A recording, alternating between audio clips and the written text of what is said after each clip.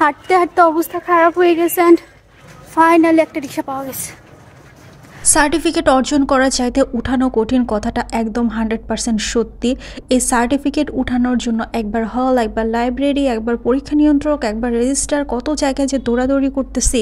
তার উপর ক্যাম্পাসে চলে না রিক্সা, প্যাডেলে রিক্সা আছে, সেগুলো তো খুবই অল্প পরিমাণে, সহজে পাওয়াই যায় না। শাটল বাস তো আমি তো পাই নাই এখন পর্যন্ত, এটা আসলে টাইম টু টাইম চলে, তো ওই টাইমভাবে আর ওই রুট অনুযায়ী তো আসলে চলাচল করা হয় না। তো ম্যাক্সিমাম সময় দেখা যায় যে শাটল বাসটা অ্যাকচুয়ালি কোনো কাজেই লাগে না। দূর দূর পর্যন্ত কোনো রিক্সা নাই, শাটল বাস নাই, কিচ্ছু নাই।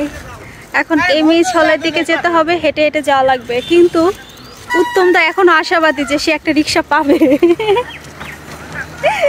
এই জায়গাটার নাম ছবি চত্বর। ছবি চত্বর কেন সেটা তো জায়গাটা দেখেই বুঝতে পারছেন, কারণ জায়গাটা ছবির মতো সুন্দর, আর এখানে ছবি তুললেও অনেক সুন্দর আসে।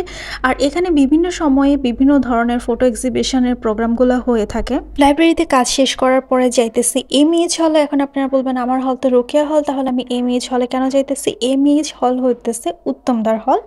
উত্তমদার হলে উত্তমদার কিছু অফিসিয়াল কাজকর্ম আছে, সেগুলো করার পরে আমরা চলে যাব টারজান থেকে যাব হচ্ছে আমার হল, কারণ আমার হল আর টারজান একদম কাছাকাছি। আমরা অনেকক্ষণ হাঁটাহাঁটি করার পরে রিক্সা তো একটা পাইছি।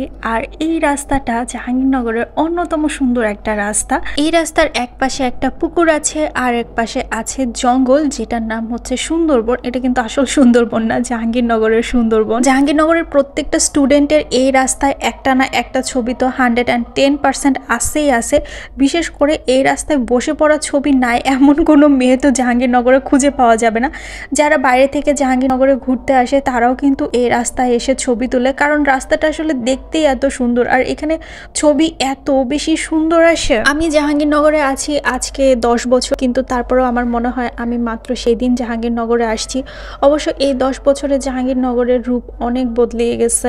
আর এই 10 বছরে জাহাঙ্গীরনগর থেকে প্রাপ্তি অপ্রাপ্তির হিসাব করতে গেলে আমার ঝুলিতে প্রাপ্তির সংখ্যাই বেশি। দাদার হলের কাজ শেষ করার পরে আমরা চলে গেছি টারজানে। দুপুরবেলায় তো গরম লাগতেছিল, যদিও এখন শীতের দিন। তারপর আমি ভাবলাম যে গরম কিছু না খেয়ে ঠান্ডা কিছু খাই, দেন এই মালটার জুসটা নিয়ে নিছি। দেন চলে গেছিলাম আমার হলে। লাঞ্চ ব্রেকের আগেই সব কাজকর্ম শেষ করতে হবে, না হলে লাঞ্চ ব্রেকের জন্য আবার 1 ঘন্টা বসে থাকা লাগবে। তো কাজ পুরোপুরি শেষ হয় নাই, আরও কাজ বাকি আছে। হল থেকে বের হয়ে আর কোনো রিক্সা পাই নাই, তারপরে হাঁটা শুরু করলাম। ট্রান্সপোর্টে এসে দেখি যে এই যে দুই পাশে যে লেকগুলো আছে, এখানে পাখি বসার জন্য লেকের মাঝখানে মাচাং তৈরি করে দিছে। শীতকাল মানেই তো জাহাঙ্গীরনগরে অতিথি পাখির বসবাস, পাখি কিন্তু আসা শুরু করছে। আর অতিথি পাখি দেখার জন্য ক্যাম্পাসে অতিথিদের আগমনও শুরু হয়ে গেছে, কিন্তু এবার মানুষজন বেশি একটা এনজয় করতে পারতেছে না, কারণ ক্যাম্পাসে রিক্সা নাই আর পুরা ক্যাম্পাস হেঁটে দেখা তো অনেক কষ্ট। আপনাদের কার কার প্ল্যান আছে এবার শীতে জাহাঙ্গীরনগর ঘুরতে আসার, আমাকে কিন্তু অবশ্যই কমেন্ট করে জানাবেন। So that's all for today, tata bye bye, দেখা হবে পরের ভিডিওতে।